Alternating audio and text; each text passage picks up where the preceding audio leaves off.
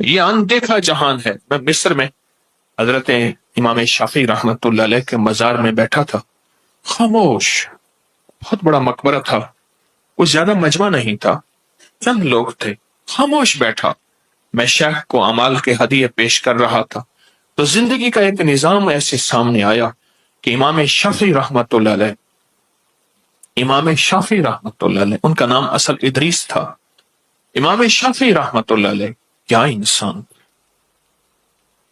ان کا ایک چھوٹا سا واقعہ سناتا ہوں، اندیکھی دنیا کا، اندیکھے جہان کا، جس طرح میں یہ تعویذ کی بات کر رہا ہوں، جنتی تعویذ، کہ یہ ایک اندیکھی دنیا ہے، اندیکھا جہان ہے، یہ جنتی تعویذ۔ میں ان کا ایک چھوٹا سا واقعہ بیان، امام شافعی رحمۃ اللہ علیہ یہ اصل مصر کے نہیں تھے، سفر کرتے زندگی کا ایک سفر گزرا، مصر تشریف لائے۔ جب مصر میں تشریف لائے تو وہاں بڑے بڑے صاحب علم اور بھی تھے، ان کی شہرت ہوئی اور ان کا ایک نظام چلا اور لوگوں میں عزت، عظمت، وقار اور شان و شوکت ہوئی، لوگ حیران تھے یہ کون ہے؟ تو امام احمد بن حنبل رحمۃ اللہ علیہ کے ہاں لوگوں کا ہجوم اور مجمع بڑھنے لگا۔ وقت کے بادشاہ تک یہ خبر پہنچی کہ کوئی درویش آئے ہیں، صاحب علم ہے، اور ان کی طرف لوگوں کا بہت رجوع ہے۔ تو وقت کا بادشاہ بھی بھیس بدل کر آپ کی محفل میں آ کے خاموشی سے بیٹھ گیا۔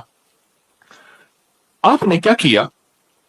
اللہ نے اس درویش کے دل میں کشف ڈالا، آپ نے خلیفہ وقت کی عزت احترام کرنے کے فضائل بیان کرنا شروع کر دی کہ خلیفہ وقت، بادشاہ وقت کو تذلیل نہ دو، ذلیل نہ کرو، اور اس کے محاسن یعنی اس کی خوبیاں بیان کرو، اس کے خامیوں کو بیان نہ کرو۔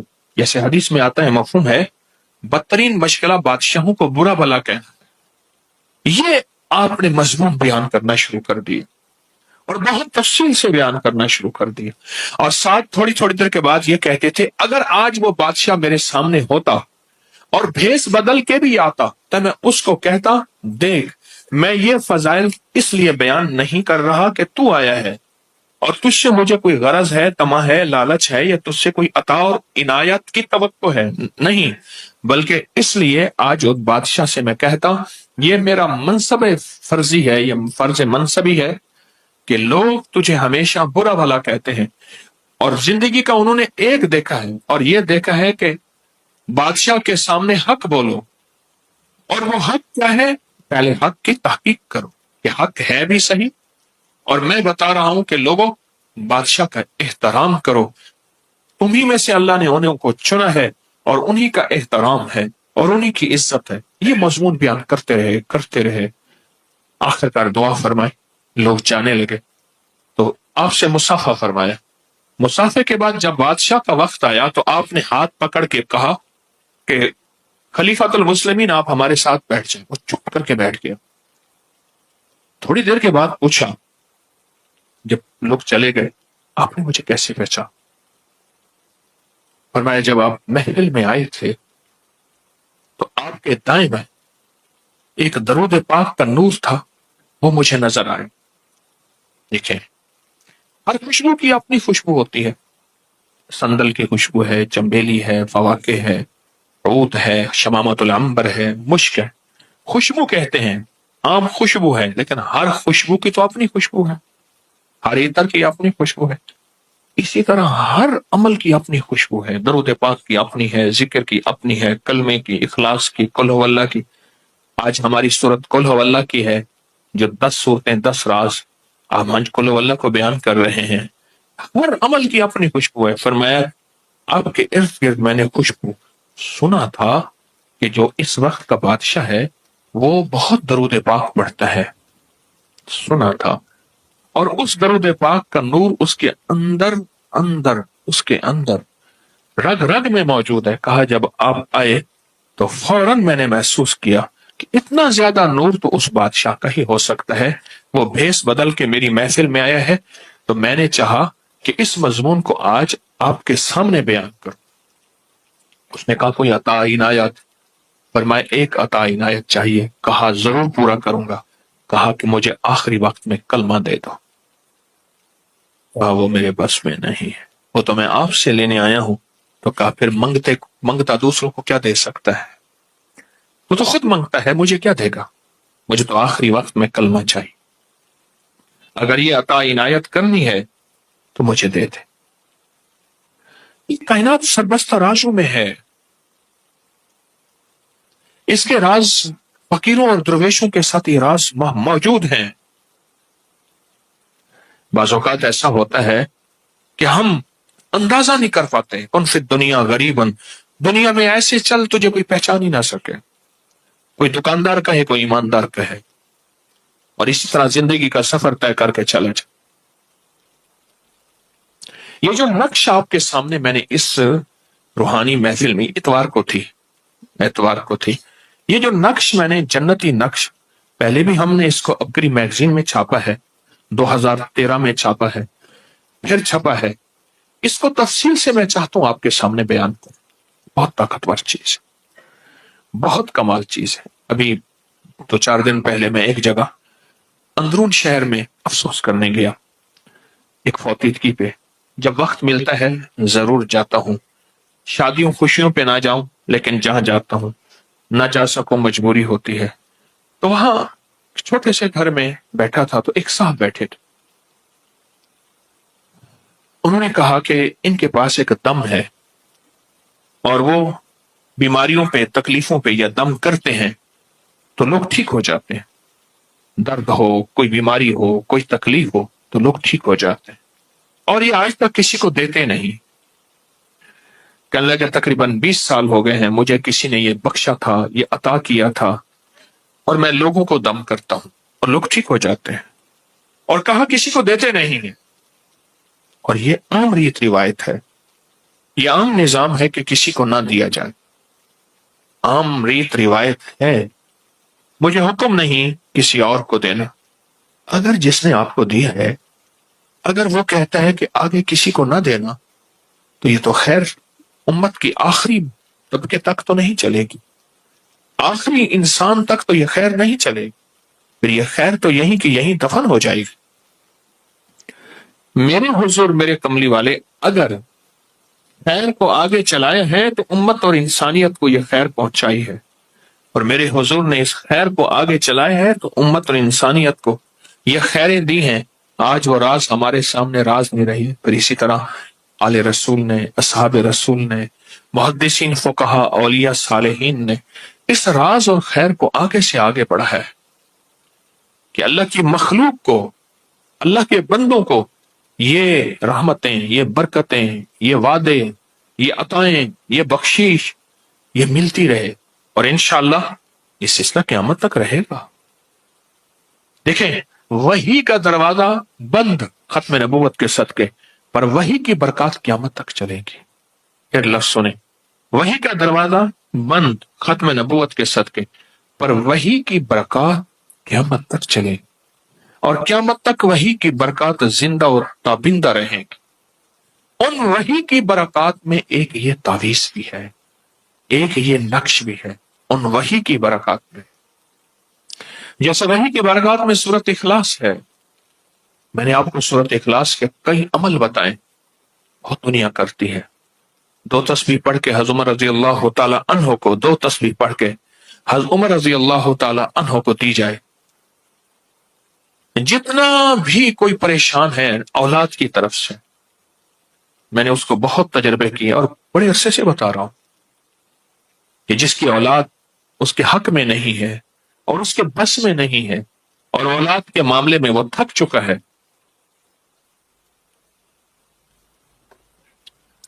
اولاد کے معاملے میں وہ تھک چکا ہے، اور 2 تسبیح پڑھ کے حضور کو ہدیہ کرے اور ان کو عرض کر کے حضور توجہ فرمائے، دعا فرمائے، توجہ فرمائے، دعا فرمائے، ایسا کہنا شرک نہیں ہے، ایسا کہنا گناہ نہیں ہے، دعا فرمائے، توجہ فرمائے۔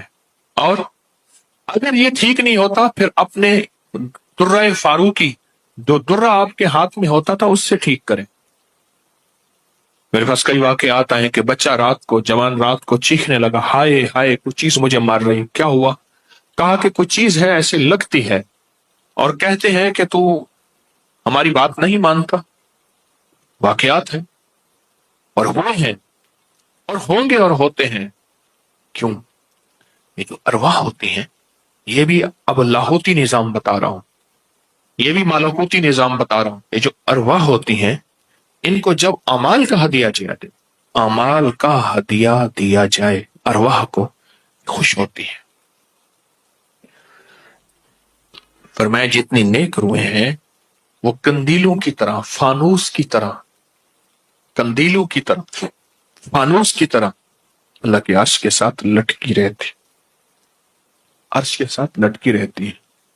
جب ان نیک ارواح کو ہدیہ پہنچاتے ہیں تو چونکہ وہ اللہ کے بہت قریب ہوتی ہیں، تو اللہ سے عرض کرتے ہیں کہ یا اللہ، یہ ایک بندہ ہے بہت دکھیارا، بہت غم کا مارا، بہت حالات کا ستایا ہوا. یا اللہ اس بندے پہ ترس کھا، اللہ اس پہ رحم فرمائے، اور یا اللہ اس بندے کی مشکل حل فرمائے. تو اللہ پاک جل شان ہو ان نیک ارواح کی دعاؤں کو قبول فرماتے ہیں. یہ جو ہمارا ذکر خاص ختم خواجگان ہے، صدیوں سے چلا آ رہا ہے، اولیاء صالحین کے تجربات میں یہ پڑھ کے پھر ان ارواح کو ہدیہ کرتے ہیں، پھر ان کے وسیلے سے دعا کرتے ہیں، تو دعائیں قبول ہوتی ہیں. دعائیں قبول ہوتی ہیں اور دعاؤں میں تاثیر ملتی ہے، اور دعاؤں میں طاقت ملتی ہے، اور واقعتاً ملتی ہے. اس کے اندر بہت طاقت ملتی ہے، بہت تاثیر ملتی ہے، اور بہت کمال ملتا ہے.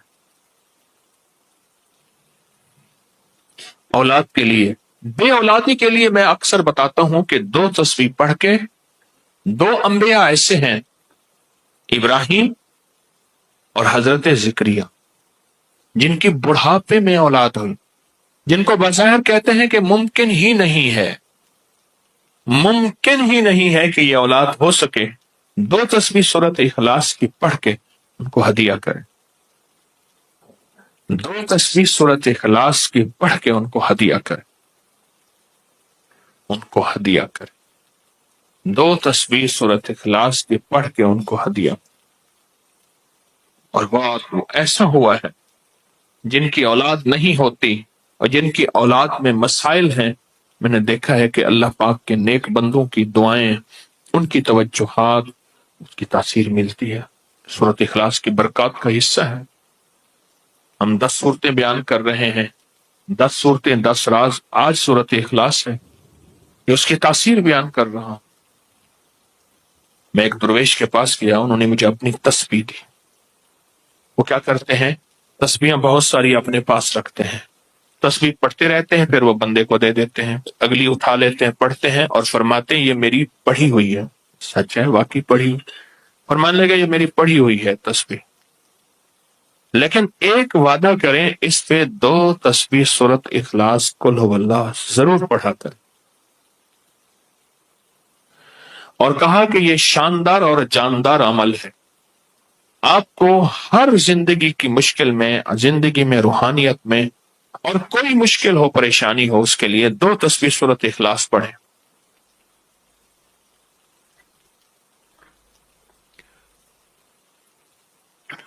2 تسبیح سورۃ اخلاص پڑھیں.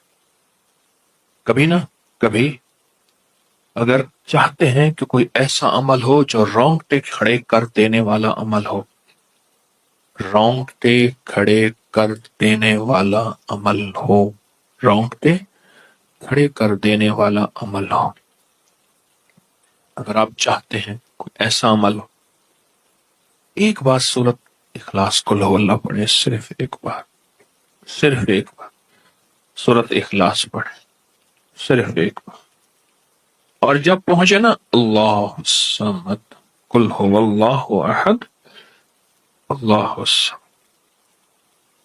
میں یہاں بھونڈ پورا میں کچھ دن رہا، وہاں ایک صاحب میرے پاس آئے، مجھ سے کہنے لگے کہ میرے اوپر کسی نے ایک ایسا کالا جن اور ایسا خطرناک جن مسلط کیا ہے کہ جو میں آنکھوں سے دیکھتا ہوں، اور میری بیوی آنکھوں دیکھتی ہے، بچوں کو نظر نہیں آتا، کوئی گھر میں آئے اس کو نظر نہیں آتا، میں آنکھوں میں دیکھتا ہوں. کہنے لگا ایسے دیوار کے اندر چلا جاتا ہے، پھر دیوار سے باہر نکل آتا ہے، چھت کے اندر جاتا ہے اور چھت پھٹتی محسوس ہوتی ہے. ہم ڈر کے بعض اوقات ہٹ جاتے ہیں کہ چھت پھٹی ہے گر نہ جائے، پھر وہ مل جاتی ہے، پھر ایسے چلا جاتا ہے. وہ کالا جن ایسے چلا جاتا ہے، ایسے آ جاتا ہے. کہا کہ اسے کسی نے ہمارے اوپر مسلط کیا، مسلط کیا. ان کے کچھ مسائل تھے، کوئی آپس میں مسلط کیے، اور کہا کہ وہ جن ایسا ہے ہمیں عبادت نہیں کرنے دیتا، تسبیح نہیں کرنے دیتا، وظیفے نہیں کرنے دیتا، اعمال نہیں کرنے دیتا، ہمارا منہ بند کرتا ہے. مجھے آج بھی اس بندے کے الفاظ یاد ہیں. دو اس کے ساتھ بوڑھی خواتین تھی، ایک بہن تھی، ایک بیوی تھی. بیچارہ حالات کا ستایا مرا ہوا، کوئی 60 65 کے 70 کے قریب اس کی عمر تھی. کہنے لگا کہ جب میں قل ہو اللہ پڑھتا ہوں تو اس کی گرفت ڈھیلی پڑ جاتی ہے، اور جب میں پڑھتا ہوں نا اللہ الصمد،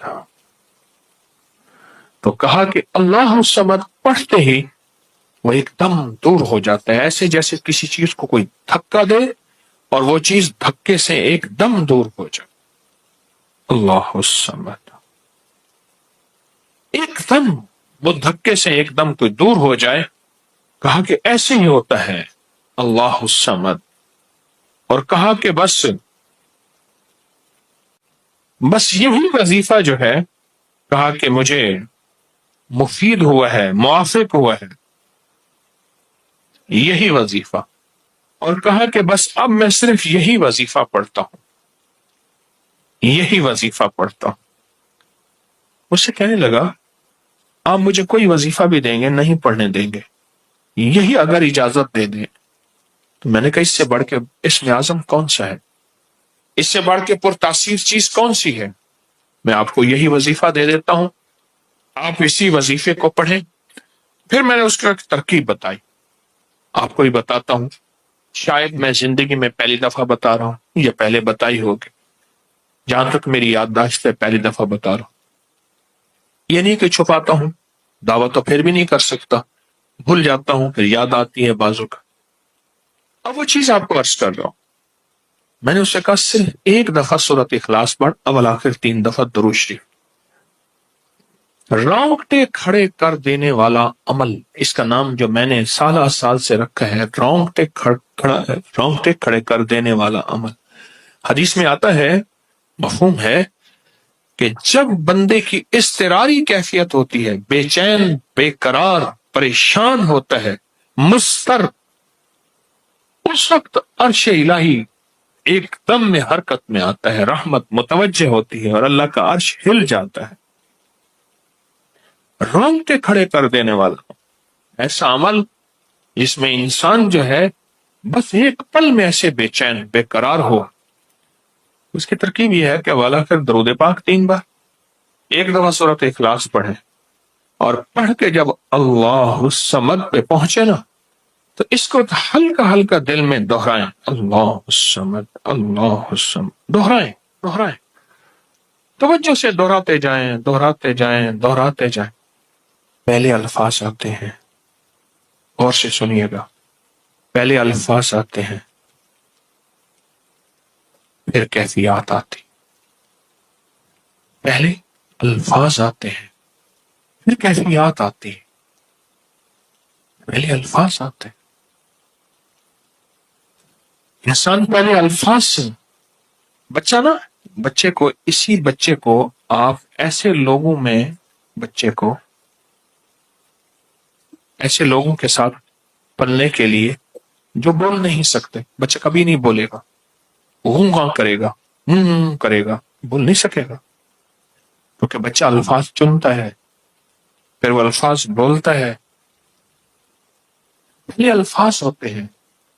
کسی نے پوچھا حضرت میرا دل ذکر نہیں کرتا، بس زبان سے کرتا ہوں. کہا مبارک ہو، اللہ نے جسم کے ایک حصے زبان کو قبول کر لیا ہے، اس کو نہ چھوڑنا، ایک وقت آئے گا دل بھی قبول ہو جائے گا. ایک وقت آئے گا دل بھی قبول ہو جائے گا.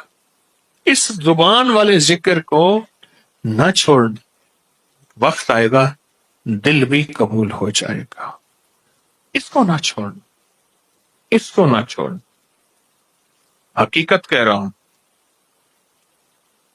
میں نے اس سے کہا کہ ایک ایسا کام کر، تنہائی میں بیٹھ، اور تنہائی میں بیٹھ کے نا بس صرف تو ہو، اللہ ہو، بندہ ہو. تنہائی میں بیٹھ، اور تنہائی میں بیٹھ کر آپ نے ذکر کرنا. تنہائی میں بیٹھ کر آپ نے ذکر کرنا، تنہائی میں بیٹھ کر، اور اللہ الصمد کی ضربیں لگانی ہے دل پہ، دل پہ، دل پہ. پڑھنی صرف ایک دفعہ سورۃ اخلاص ہے، اور جب دیکھے نا رونگٹے کھڑے ہو گئے ہیں، اور انگ انگ میں سے آنسو بہنا شروع ہوئے ہیں، آنکھوں سے، آنسوں سے، اور دل سے، اور کیفیات سے ہر جسم کا حصہ اللہ کی طرف متوجہ ہو گیا ہے. ہر دل کا حصہ، ہر جسم کا حصہ، ہر رگ رگ رگ رگ رگ رگ اللہ کی طرف متوجہ ہو گئی ہے. تو پھر اللہ کے ساتھ تعلق بنا، اور اپنی مراد، اپنی آس، اپنی امید اللہ کے سامنے پیش کر. اپنی مراد، اپنی آس، اپنی امید اللہ کے سامنے پیش کر،